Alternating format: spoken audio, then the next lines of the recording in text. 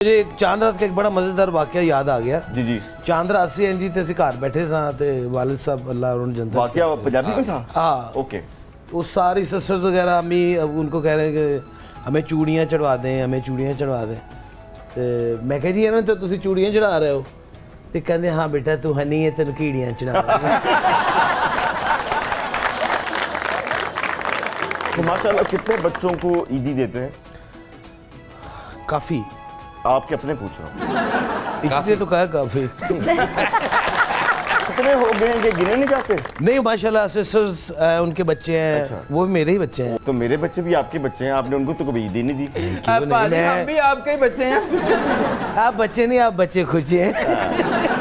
हम भी ईद को मांगेंगे। भेस बदल हम भी ईद को भेस बदल कर लोगों को ईद देने के लिए जाते हैं। आप भेस बदल कर जरूर जाते हैं लेकिन तुसी चांद रात ਨੂੰ ਚੂੜੀਆਂ ਦਾ फटा लाया ਹੁੰਦਾ है।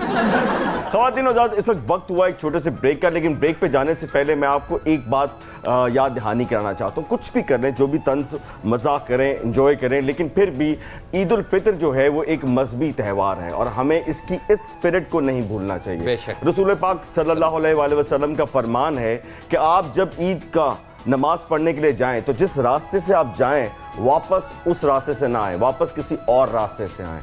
इसकी डेप्थ को समझने की ज़रूरत है। इट्स मीन कि जिस रास्ते से आप जाएंगे आपको मुख्तलिफ लोग मिलेंगे, आप दूसरे रास्ते से आएंगे आपको और मुख्तलिफ लोग मिलेंगे। तो ईद उल फितर जो है वो मिलने का नाम है। इस पर लेते हैं एक छोटा सा ब्रेक, कहीं मत जाइएगा। आप देख रहे हैं प्रोग्राम तंजो मजा।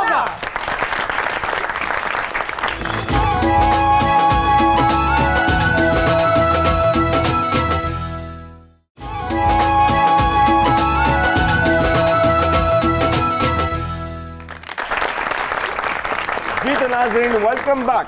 काशिफ भाई जी भाई। हम मीरा जी से एक बात करना चाहते हैं। जी जरूर कीजिए। मीरा जी, जब से अब्बा हजूर ने अनारकली को दीवार में चुनवा दिया है हम बहुत अपने आप को अकेला महसूस करते हैं। अच्छा।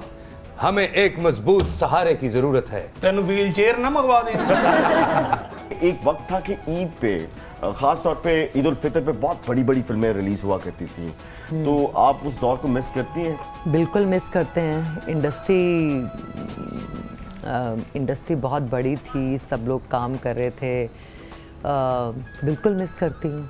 तो कुछ कोशिश कर रही हैं आप कि वो वक्त दोबारा आए कि फिल्म शाह मीरा की फिल्म ईद उल फितर पर रिलीज़ हो और हम सब जाके उसको देखें, उसको पसंद करें, उसको अप्रिशिएट करें?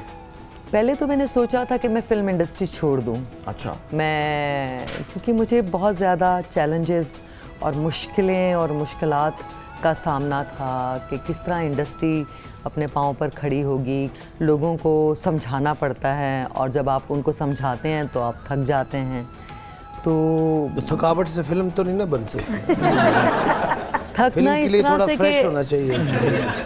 तो मुश्किल है, यानी Okay. कि आप ये देखें, आप देख लें फिल्म इंडस्ट्री के हालात क्या हैं। लेकिन फिर भी लोग कोशिश कर रहे हैं और उस कोशिश को जो है अप्रिशिएट करना चाहिए। इस ईद पे तो मैं इस बिल्कुल ईद पे 3-4 फिल्म जो हैं वो रिलीज हुई हैं।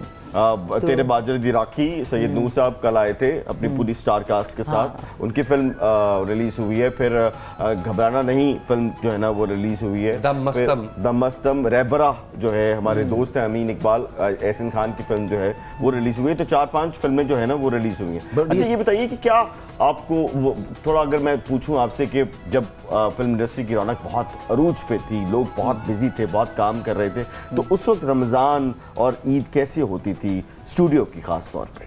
एक दूसरे के घरों में दावतें होती थी, सेलिब्रेशन। आप जो है वो रीमा जी के घर जाती थी, रीमा जी जो है वो बाकियों के घर जाती थी, ऐसा होता ये था? सब काम कर रहे होते थे, एक दूसरे से मिल रहे होते थे, खाना खा रहे होते थे, मुबारकबाद एक दूसरे को दे रहे होते थे, मुकाबला होता था, कंपटीशन, हेल्दी कंपटीशन। अच्छे किसने अच्छा ड्रेस पहना है, किसका अच्छा सेट है, किसके ज़्यादा कंटेंट, किसका कौन नंबर 1 है, हाँ, और किसकी फिल्म में कितना रश है। हनी अलबेला जनाब ये बताइए कि आपको थिएटर छोड़े हुए कितना अरसा हो गया? 10 साल तो हुए। अच्छा, तकरीबन। जरा वो दौर का नक्शा खींचेंगे जब थिएटर बहुत अरूज पे था और खास तौर पर ईद पे तो पाँव रखने की जगह नहीं होती थी, इतना रश होता था। जरा बताइए वो थिएटर क्या था? बड़ा अच्छा वो थिएटर था काशी भाई, आपने तो किया हुआ है। अच्छा थिएटर आपने भी किया हुआ है। बिल्कुल। तो उस वक्त थिएटर का एक मयार था ओके। और उसमें फैमिलीज आती थी, लेकिन अब थिएटर थोड़ा सा ज़रा वसी हो गया है, यानी कि अब थिएटर चैनल्स पे आ गया है। नहीं, अपनी मनमानियाँ अब ज़्यादा होना शुरू हो गई हैं। उस दौर में जो एक लेजेंड्स की एक खेप थी, अलबेला साहब थे, अमानुल्लाह साहब थे, बाबू बराल साहब थे, मस्ताना साहब थे, क्या बात। ये बड़े बड़े तारिक जावेद साहब थे। फिर इनके बाद एक सेकंड स्ट्रीम लाइन थी जिसमें नसीम विकी ठाकुर साहब थे, नासिर चिन्होटी, अमानत चंद, ताहिर नौशाद, हनी अलबेला, बहुत लंबी फहरिस्त है। लेकिन अब जो मेन स्ट्रीम एक एक्टर्स हैं, उनके बाद जो स्ट्रीम आ रही है उनमें नामों की बहुत कमी है। वाकई अब आर्टिस्ट तो अच्छे आ रहे हैं, हाँ। लेकिन उनको वो वाले सीनियर मुहैया नहीं है। अच्छा, कसूर आपका है? जी हमारा है, क्योंकि हमें अपना मैसर थे अलबेला साहब, अमानुल्लाह साहब, इरफान खुसरत साहब, मस्ताना साहब, बब्बू बराल साहब, यानी कि ये वो उस्ताद लोग थे जो चलते फिरते लोगों को देख के ना उनको उनकी खुसूसियत बताते थे कि ये शुरू कर दो, तुम कामयाब हो। क्या बात है, क्या बात है। और वैसे एक मैं आपको एक पर्सनल सी बात बताऊं कि मेरा स्ट्रगलिंग दौर था और अलबेला साहब को मैंने थिएटर में देखा और वहाँ पे हमारे बहुत सीनियर एक्टर हैं नबील साहब, उनका आपस में इंटरेक्शन हुआ और अलबेला साहब ने एक बहुत प्यार से नबील साहब को गले लगाया और मैं दूर से देख रहा था, तो मेरे दिल में ख्याल आया कि यार हम भी कभी नबील साहब जैसे बने और इतना बड़ा एक्टर जो है वो हमें भी कभी गले लगा के अप्रिशिएट करें। तो वक्त गुजर गया तो हमें भी थोड़ा सा काम मिलना शुरू हो गया।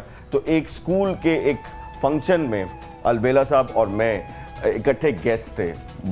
मेरी खुशकिस्मती ये थी कि मैं थोड़ा सा लेट हो गया और वो थोड़ा पहले आ गए। तो जब मैं गया तो उसी गर्मजोशी से, जिस गर्मजोशी से उन्होंने नबील साहब को गले लगाया था, उसी तरह उन्होंने मुझे गले लगाया, मुझे अप्रिशिएट किया। और ये बात मैं आज तक नहीं भूल सका। जब मैंने हनी को ये बात बड़ी दफ़ा बताई है और ये बड़े लोग ही ऐसा करते हैं, उनके लिए बहुत सी तालियां होनी चाहिए। अलबेला साहब की एक बात हमें भी याद आ गई सुनाइए कि स्टेज ते खलोते अमानुल्लाह साहब ने एक बंदे ਨੂੰ ਹਾਲ ਚ ਬੋਲਿਆ ਬੰਦਾ ਤੇ ਅਮਾਨੁੱਲਾ ਸਾਹਿਬ ਕਹਿੰਦੇ ਹਲੋ ਕੁਜਰਾ ਵਾਲੀਏ ਤੂੰ ਇੱਥੇ ਵੀ ਆ ਗਏ ਆ। ਅਲਬੇਲਾ ਸਾਹਿਬ ਕੋ ਕਹਿੰਦੇ ਇਹ ਉਥੇ ਵੀ ਆ ਗਏ ਅਸੀਂ। अच्छा हनी ये बताइए कि थिएटर पे आना आपका अपना शौक था या अलबेला साहब की वजह से आप इस थिएटर पे आए? क्रिकेट पे मेरा बड़ा फोकस था हाय हाय, और बड़ा शदीद किस्म का। इन्ना क्रिकेट ना प्यारे सिर भी गेंदर का हो गया और टिड्डी फुटबॉलर की हो जा रही। तो वो बस मेरी सिलेक्शन, ये आपको आवाज आई नहीं? नहीं हम वो लोग नहीं हैं।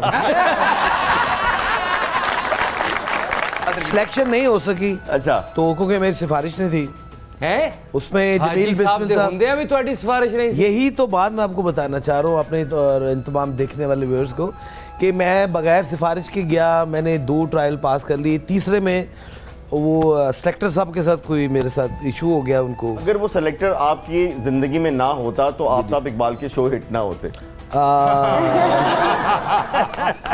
फिर जब मैंने देखा, मैंने कहा यार सब आर्टिस्टों के बच्चे आ रहे हैं, वही मुराद साहब का बेटा, मुनव्वर साहब का बेटा, सुल्तान रईस साहब का बेटा, तो अलबेला साहब का बेटा क्यों नहीं? तो फिर मैंने स्ट्रगल शुरू की और मेरी खुशकिस्मती कि मेरे वालिद साहब मरहूम, उन्होंने मुझे कहा कि यार मैंने सिफारिश नहीं करनी तुम्हारी, क्योंकि ये काम सिफारिश वाला नहीं है, मेहनत करो। तो स्ट्रगल की और फिर मुझे इस बात का यकीन हुआ कि वाकई आर्टिस्ट बड़ी मुश्किल से बनता है।